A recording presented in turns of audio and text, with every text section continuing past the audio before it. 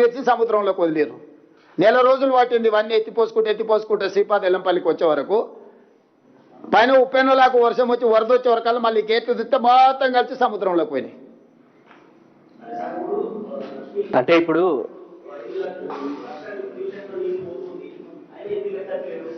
అదే పిచ్చి మాటలు అంటున్నా. ఇవన్నీ వెనక తీసుకురావాల్సిందే. ఇవన్నీ గోదావరి జలాలు దీంట్లోకి వచ్చినట్టు శ్రీపాద ఎల్లంపల్లి నుంచి ఎప్పటికప్పుడు తరలిస్తూనే ఉన్నాం. దేవాదుల కానీ ఇవన్నీ కూడా గోదావరి జలాలు. దీనికి వచ్చేటి మేజర్ గీడ్ ఎందుకు కట్టిండు కేసీఆర్? ప్రాణహిత నుంచి విపరీతమైన నీళ్ళు వస్తాయి కాబట్టి కిందికి తీసిన అన్నాడు, లేకపోతే పైన కట్టుకునేటోడు కదా. ఇప్పుడు ఈ కిందికి ఎందుకు తెచ్చిండు? ఈ కింది నుంచి 3 సార్లు ఎందుకు చేసిండు? ఇక్కడ నుంచి విపరీతమైన నీళ్లు ఉన్నాయి. ఈడ కావాలంటే అసలు 90 రోజులు 3 టీఎంసీలు ఎంత అంటే ఎత్తుకోవచ్చు పోసుకోవచ్చు అని ఆయన ఎత్తిపోతల పథకంలాగా ఎత్తుడు పోసిడు కట్టుకుంటూ పోయి పొద్దున్న రాత్రి మగళ్ళు ఎత్తుడు పోసుడులో ఉండి ఆ దెబ్బకు ఈ 3 కట్టినా ఈ కుప్పగూలినాయి. ఆయన పడ్డట్టే ఉంది మంచం మీద నుంచి వెళ్ళాలి కదా. ఒక నిమిషం అండి, ఎందుకంటే ఒక నిమిషం విలేకరులు అందరూ కూడా దయచేసి మీరు కూడా విషయాన్ని అర్థం చేసుకొని ఇది చాలా క్లారిటీతో పబ్లిక్ చెప్పాలి. ఎందుకంటే ఒక డిస్ఇన్ఫర్మేషన్ క్యాంపెయిన్ నడుస్తుంది, మీరు కూడా కొంతమంది ప్రభావితాలు. ఇప్పుడు ఒకటే, ఇప్పుడు సీఎం గారు చెప్పే విషయం మీరు అర్థం చేసుకోవాల్సింది, శ్రీపాద ఎల్లంపల్లికి నీళ్లు చేరంది, వ్యవసాయానికి నీళ్లు వాడలేము, అది ఒక క్లారిటీ ఉంది కదా. శ్రీపాద ఎల్లంపల్లికి నీళ్లు చేరంది, ఆ water cannot be use for agriculture. ఈ బ్యారేజ్లలో ఎక్కడ ఆయకట్టు లేదు. ఈ 3 మీరు ఫస్ట్ అది అర్థం చేసుకోరు. ఈ 3 బ్యారేజ్ల కింద ఎక్కడ ఆయకట్టు లేదు. ఇవన్నీ లిఫ్ట్ పంపులు లిఫ్టులు బ్యారేజ్లే. శ్రీపాద ఎల్లంపల్లి పోసిన తర్వాతనే వ్యవసాయానికి వాడతారు. చెప్పండి. సో శ్రీపాద ఎల్లంపల్లి నీరు చేరంది, వాళ్ళు ఇప్పుడు ఏం చేస్తున్నారు? వాళ్ళు ఈ డిస్ఇన్ఫర్మేషన్ క్యాంపెయిన్ ప్రాణహిత నుంచి కొన్ని నీళ్ళు వస్తున్నాయి. ఓకే, ప్రాణహిత నుంచి నీళ్ళు వస్తే కిందికి పోయే నీళ్ళని చూపెట్టి ఇది ఫ్రీ ఫ్లోలో ఎందుకు లిఫ్ట్ చేస్తలేరు అనేది వాళ్ళ ఎప్పుడు చెప్తున్న పాయింట్. ఇప్పుడు ఫ్రీ ఫ్లోలో కొంతసేపు నీళ్ళు లిఫ్ట్ చేయవచ్చని మేము అనుకుందాం. ఓకే, ఏడికి లిఫ్ట్ చేయాలి? నువ్వు శ్రీపాద ఎల్లంపల్లి లిఫ్ట్ చేయలేవు కదా. నేను ఆ రిటైర్డ్ ఇంజనీర్స్ కూడా మాట్లాడినా, మీరు ఎట్లా అంటున్నారు, ఇది ఎట్లా పుసుకిచ్చినారు అడిగినా. అంటే ఏముంది, ఆ అన్నారం సుందిల్లా బ్యారేజ్, అసలు అన్నారం సుందిల్లా బ్యారేజెస్ సీఎం గారు చెప్పినట్టుగా చాలా స్పష్టంగా ఆ ఫౌండేషన్ అనుమానాస్పదంగా ఉంది.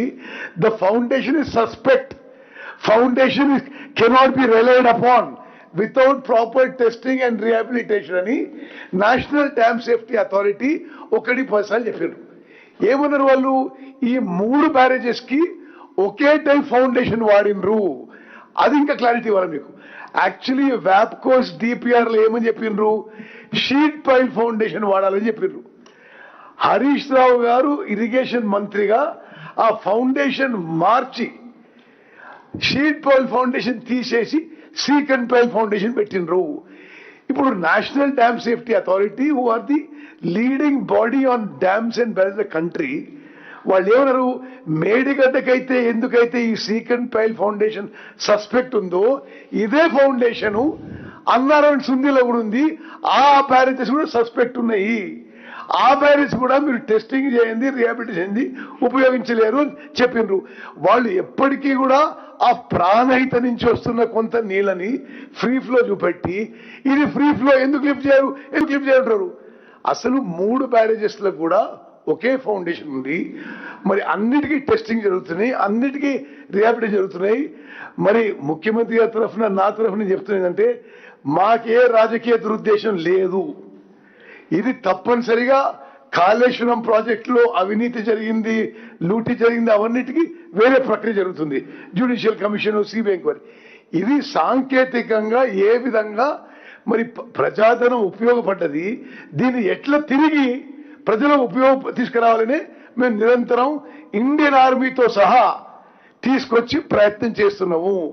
దాని భాగంగానే జాతీయ స్థాయిలో అంతర్జాతీయ స్థాయిలో best possible most competent agencies ని తీసుకొచ్చి ఇప్పుడు టెస్టింగ్ ప్రక్రియ జరుగుతుంది.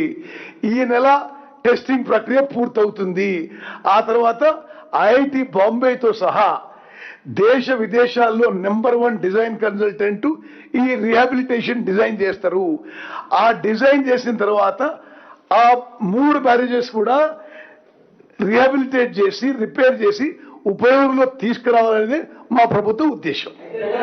సీఎం గారు ఇది డ్యామేజ్ అయితే దీన్ని యూటిలైజ్ చేయొద్దు అని చెప్తూనే తుమ్మిడియాటి నుంచి మళ్ళీ సుందిలలోనే ఎత్తిపోతాము, అక్కడి నుంచి ఎల్లపల్లికి తరలిస్తామంటున్నారు. మరి అదే సార్ నర్సింగ్, ఇది తెలివి ఎక్కువతో మాట్లాడడం. మేమేమి ఇప్పుడు తుమ్మిడి అట్టి రేపు నీళ్ళు తీసుకొచ్చి సుందిలో పెడతలేము. సుందిల్లో రిపేర్ చేసిన తర్వాతనే తుమ్మడిఎట్టి నుంచి సుందిల తీసుకొచ్చే అవకాశం ఉంది. మేము తుమ్మడిఎట్టి నుంచి ఎల్లంపల్లి తీసుకొస్తామా, తుమ్మడిఎట్టి నుంచి సుందిల తీసుకొస్తామా, మా ప్రభుత్వం ఫైనల్ డెసిషన్ తీసుకోలేదు. ఆ డిజైను ఈ డిజైను ఆ అలైన్మెంట్ ఈ అలైన్మెంట్ ఇప్పుడు ఎక్స్పర్ట్స్ కన్సిడరేషన్ లో ఉన్నాయి. సీఎం గారు నాట్ ఓన్లీ దట్, ఇప్పుడు తుమ్మిడియేటి నుంచి సుందిళ్ళకి దేవాలన్నా శ్రీపాద ఎల్లంపల్లికి దేవాలన్నా it will take 2 or 3 years at least. ఆ ప్రాజెక్ట్ పూర్తి చేయాలంటే 2-3 సంవత్సరాలు తక్కువ సమయం పడుతుంది కదా.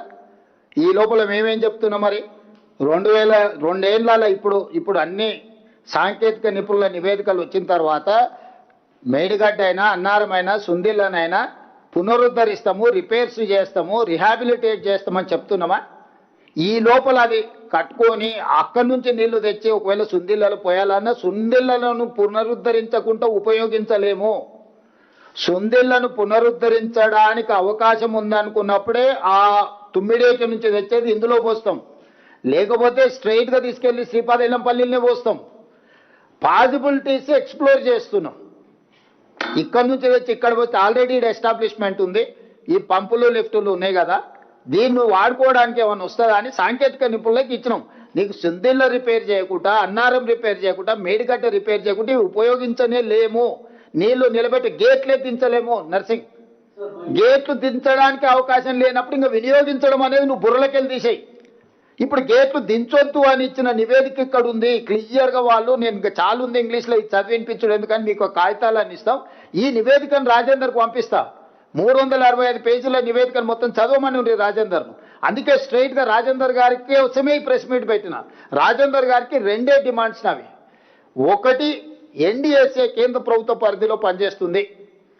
మీరు జలశక్తి మంత్రి దగ్గరికి వెళ్ళి ఎన్డీఎస్ఏ చైర్మన్ పిలుచుకొని తక్షణమే తాత్కాలికంగా మనం వినియోగించుకోవడానికి అవసరమైన మెకానిజాన్ని తీసుకొని మాకు సాయం చేయండి అని మీరు అడగండి. ఎన్డీఎస్ఏకు మేము అప్పచెప్తాం ప్రాజెక్టు. ఇక అందులో మీరు ఎవరెవరు జాయిన్ అయ్యి ఎన్డీఎస్ఏతో కలిసి పనిచేస్తారో మాకు అభ్యంతరం లేదు. Point number 1.